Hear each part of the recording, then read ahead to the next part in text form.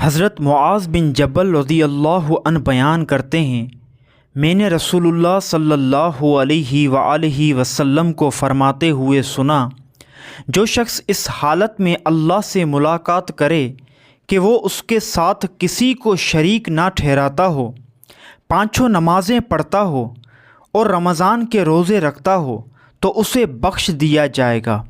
میں نے عرض کیا، اللہ کے رسول، کیا میں انہیں بشارت نہ سنا دوں؟ آپ صلی اللہ علیہ وآلہ وسلم نے فرمایا، انہیں چھوڑ دو تاکہ وہ عمل کرتے رہیں۔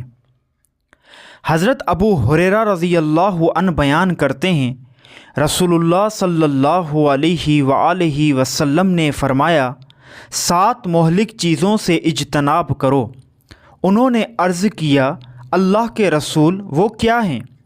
آپ صلی اللہ علیہ وآلہ وسلم نے فرمایا، اللہ کے ساتھ شرک کرنا، جادو کرنا، جس کے قتل کرنے کو اللہ نے حرام قرار دیا ہے اسے ناحق قتل کرنا، سود کھانا، یتیم کا مال کھانا، مارکے کے دن میدان جہاد سے پیٹھ پھیر کر فرار ہونا اور پاک دامن عورتوں پر تہمت لگانا۔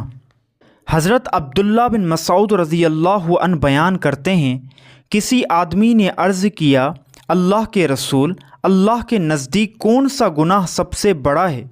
آپ صلی اللہ علیہ وآلہ وسلم نے فرمایا، یہ کہ تو اللہ کا شریک بنائے حالانکہ اس نے تمہیں پیدا فرمایا۔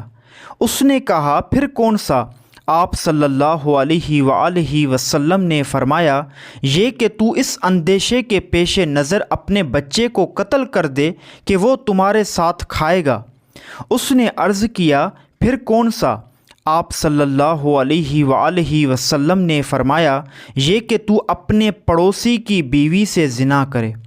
اللہ نے اس مسئلے کی تصدیق میں یہ آیت نازل فرمائی، والذین لا يدعون مع اللہ الہا آخر ولا يقتلون النفس التي حرم اللہ الا بالحق ولا يزنون ومن يفعل ذلك يلقى عصاما، جس کا ترجمہ ہے، اور وہ جو اللہ کے ساتھ کسی دوسرے معبود کی عبادت نہیں کرتے اور اس جان کو ناحق قتل نہیں کرتے جسے اللہ نے حرام فرمایا ہے، اور بدکاری نہیں کرتے، اور جو یہ کام کرے گا وہ سزا پائے گا۔